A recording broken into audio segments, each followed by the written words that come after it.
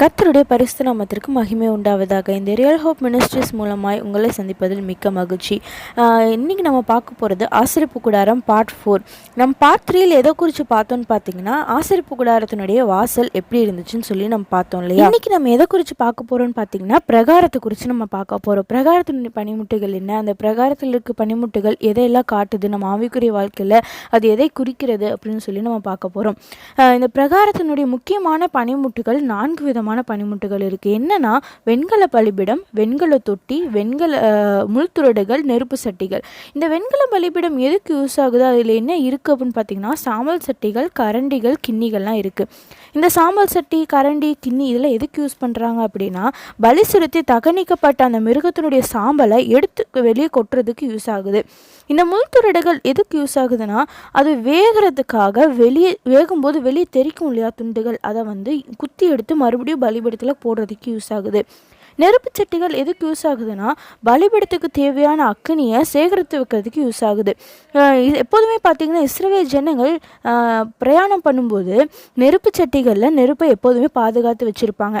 ஏன்னா பாளையத்துக்கு புறம்பே இருக்க அந்நிய அக்னியை உள்ளே கொண்டு வரக்கூடாதுன்னு ஆண்டவர் கட்டளையிட்டு இருந்தார். அதே மாதிரி தான் பாருங்கள், நாதாபும் அபியூவும் பார்த்தீங்கன்னா அந்நிய அக்னியை கொண்டு வந்ததுனால ஆண்டவர் அடித்து அந்த இடத்துல செத்தார்கள்னு சொல்லி என்னாகமும் 3வது அதிகாரத்தில் 4வது வசனத்தில் நாம் வாசிக்கிறோம். ஆசரிப்பு கூடாரத்தில் பார்த்தீங்கன்னா, தேவனுடைய ஊழியத்துக்காக உபயோகப்படுத்துகிற அந்த அக்னி பரலோகத்திலிருந்து தேவனால் அனுப்பப்பட்டதுன்னு சொல்லி லேவியராகமும் 9வது அதிகாரம் 24வது வசனத்தில் நம்ம வாசிக்கிறோம். ஆனால் குறையும் போது என்ன ஆகும் அப்படின்னு பார்த்தீங்கன்னா, தேவனுடைய நாமம் புறஜாதிகள் மத்தியில் தூஷிக்கப்படுமா. அதனால் நம்ம என்ன பண்ணோம், அக்னியை சட்டிகளை காப்பாற்றி வைக்கணும். அந்த சட்டி தங்களை காத்து ஜீவிக்கும் விசுவாசிகளை காட்டுதுன்னு சொல்லி நம்ம வேதத்தில் வாசிக்க முடியும். வெண்கல பலிபீடம்னா என்ன, அதில் என்ன இருக்குது அப்படிங்கிறது பார்த்தீங்கன்னா, வெண்கல பலிபீடம் எதை காட்டுகிறது அப்படின்னா, இது கிறிஸ்துவை காட்டுகிறதுன்னு சொல்லி வாசிக்கிறோம். எபிரேயர் 13வது அதிகாரம் 10வது வசனம் 11வது வசனத்தில் அவர் நமது பலிபீடமாக இருக்கிறார்னு சொல்லி நம்ம வாசிக்கிறோம். இந்த பலிபீடம் சித்தி மரத்தால் செய்யப்பட்டு வெண்கலத்தால் மூடப்பட்டிருக்கு. இந்த சித்தி மரம் எதை காட்டுது அப்படின்னா, கிறிஸ்துவின் அழிவில்லாத மனுஷீகத்தன்மையை காட்டுதுன்னு சொல்லி நம்ம பார்க்குறோம். வெண்கலம் எதை காட்டுதுன்னா, இயேசு கிறிஸ்துவினுடைய தெய்வீக வல்லமையை காட்டுது. இந்த பலிபீடத்தினுடைய ஸ்தானம் எப்படி இருக்கும்னு பார்த்தீங்கன்னா, பிரகாரத்துக்குள்ள உண்மையான ஒரு வாசலை நோக்கி இந்த பலிபீடம் இருந்துச்சு. அதனால தான் இந்த ஸ்தலம் பார்த்திங்கன்னா, கர்த்தர் தம்முடைய ஜனத்தை வரவேற்கிற ஒரு இடமா இருக்குதுன்னு சொல்லி நம்ம பார்க்குறோம். ஒரு மனிதன் பார்த்திங்கன்னா, பலிபீடத்தினுடைய அனுபவம் அடையாமல் எப்போதுமே கூடாரத்துக்குள்ளே பிரவேசிக்க முடியாது. முதலாவது அவருடைய பலிபீடத்தினுடைய அனுபவத்தை அடையணும், 2வது அவருடைய பிரசன்னத்தை நம்ம உணரணும். இது தங்குற இடம்தான் கூடாரம்னு சொல்லி நம்ம வாசிக்கிறோம். பலிபீடம், வெண்கல தொட்டி, இதிலெல்லாம் நம்ம படிக்கிற காரியம் என்ன அப்படின்னு பார்த்தீங்கன்னா, இந்த 2னுடைய அனுபவம் இல்லாதவன் ஆராதனை செய்ய தகுதியே இல்லைன்னு சொல்லி நம்ம வாசிக்க முடியும். ஏன்னா நம்மளை ஒப்பு கொடுக்கும்போது தான் அந்த உண்மையான மெய்யான ஆராதனையாக இருக்கும். நம்ம அப்படி இந்த 2னுடைய அனுபவம் இல்லை அப்படின்னா அது ஒரு உண்மையான ஆராதனையாக இருக்காதுங்க. இந்த பலிபீடத்தினுடைய அளவு என்னன்னு பார்த்தீங்கன்னா, அகலம் 5 முழமும், நீளம் 5 முழமும், உயரம் 3 முழமுமாக இருந்துச்சு. நீங்கள் 4 திசையிலேருந்து நின்று பார்த்தாலும் அது ஒரே அளவாக தான் இருக்கும். இது எதுக்காக இப்படி குறிக்கப்பட்டிருக்கு அப்படின்னு பார்த்தீங்கன்னா, இந்த உலகத்தில் இருக்க 4 திசையில் இருக்க மக்களுக்கு இயேசுவின் 4 வித தன்மைகளை வெளிப்படுத்துது. இந்த 5 முழம் எதை குறிக்குதுன்னா, இயேசுவின் 5 காயங்களை காட்டுது. 3 முழம் பார்த்திங்கன்னா 3 காரியங்களை குறிக்குது. என்னென்னா, தெய்வீக பரிபூரண திருத்துவம், அதாவது பிதா, குமாரன், பரிசுத்த ஆவியை காட்டுது. 2வது ஆவி, ஆத்மா, சரீரத்தினுடைய ரட்சிப்பை காட்டுது. 3வது ரட்சிப்பினுடைய 3 காலங்களை காட்டுதுன்னு சொல்லி நம்ம பார்க்குறோம். என்னென்ன காலம்?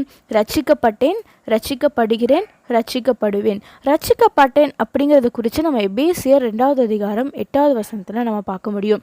ரட்சிக்கப்படுகிறேன் அப்படிங்கிறத குறித்து மத்தேயு 24வது அதிகாரத்தில் 13வது வசனத்தில் நம்ம பார்க்கலாம். ரட்சிக்கப்படுவேன் அப்படிங்கிறத குறித்து பிலிப்பியர் 2வது அதிகாரம் 12ஆம் வசனத்தில் நம்ம பார்க்க முடியும். பலிபீடத்தில் என்னென்ன பலிகள் செலுத்துவாங்க அப்படின்னு பார்த்தீங்கன்னா, பாவ நிவாரண பலி, குற்ற நிவாரண பலி, சர்வாங்க தகன பலி, போஜன பலி, சமாதான பலி அப்படிங்கிற இந்த 5 விதமான பலிகளை தான் இந்த பலிபீடத்தில் செலுத்துவாங்க. இந்த 5 பலிகளும் நம்முடைய ஆண்டவராகிய இயேசு கிறிஸ்துவினுடைய ஏக பலியில் அடங்கி இருக்குதுன்னு சொல்லி நம்ம பார்க்க முடியும். இந்த பலியினுடைய அனுபவம் பெறாத விசுவாசிகள் ஒரு பூரணமான விசுவாசியாக இருக்க முடியாதுங்க. இந்த பலியினுடைய முக்கியத்துவம் என்ன அப்படின்னு பார்த்தீங்கன்னா, பழைய ஏற்பாட்டின் காலத்தில் பாவ நிவாரண பலியும் குற்ற நிவாரண பலியும் மனிதனுடைய பாவத்திற்காக செலுத்தப்பட்டு வந்துச்சு. சர்வாங்க தக்கன பலியும் போஜன பலியும் சமாதான பலியும் பார்த்தீங்கன்னா பிதாவுக்கு சுகந்த வாசனையான பலியாக செலுத்தப்பட்டு வந்துச்சு. அதனால இந்த 5 வித பலிகளும் இருக்கும் அனுபவங்களை விசுவாசிகள் அடைய வேண்டும்னு சொல்லி எபேசியர் 5வது அதிகாரம் 1வது 2வது வசனத்தில் நம்ம வாசிக்க முடியும். இந்த 5 விதமான பலிகள் சொன்னேன் இல்லையா, இந்த 5 விதமான பலிகளை குறித்து உங்களுக்கு தெளிவாக தெரியணும்னா இதே யூடியூப் சேனலில் பலிகள்னு சொல்லி ஒரு வீடியோஸ் போட்டுட்ருக்கோம். அதில் நீங்கள் பார்த்து தெரிஞ்சுக்கோங்க. அதில் முழுமையாக தெளிவாக உங்களுக்கு சொல்லப்படும். அதை பார்த்து அதை கேட்டு நீங்கள் தெரிஞ்சுக்கோங்க. அடுத்து நம்ம அதை பார்க்க போகிறோன்னு பார்த்தீங்கன்னா, பலிபீடத்துக்கு வரவங்க அனுசரிக்க வேண்டிய நிபந்தனைகள் என்னென்ன அப்படின்னு பார்த்தீங்கன்னா 3 நிபந்தனைகள். என்னென்ன அப்படின்னா, பலிபீடத்துக்கு வரவங்க தான் ஒரு பாவி அப்படிங்கிறத ஆழமாக தெரிஞ்சிருக்கணும். இதை பற்றி நம்ம எதில் வாசிக்கலாம்னா சங்கீதம் 12வது வசனத்தில் நம்ம வாசிக்கலாம். 2வது தன்னுடைய பாவத்தை அறிக்கை செய்யணும். 3வது பாவத்தை விட்டுவிடணும். இந்த 3 காரியங்கள் தான் இந்த பலிபீட தண்டையில் வருகிறவங்க அனுசரிக்க வேண்டிய ஒரு நிபந்தனையாக இருந்துச்சு. ஓகேங்க, நெக்ஸ்ட் எபிசோடில் நம்ம வெண்கல தொட்டியில் என்னெல்லாம் இருந்துச்சு, அது எதை குறிக்கிறது அப்படின்னு சொல்லி நம்ம பார்க்கலாம். கர்த்தர் தாமே இந்த நாளை ஆசீர்வதிப்பாராக. ஆமேன்.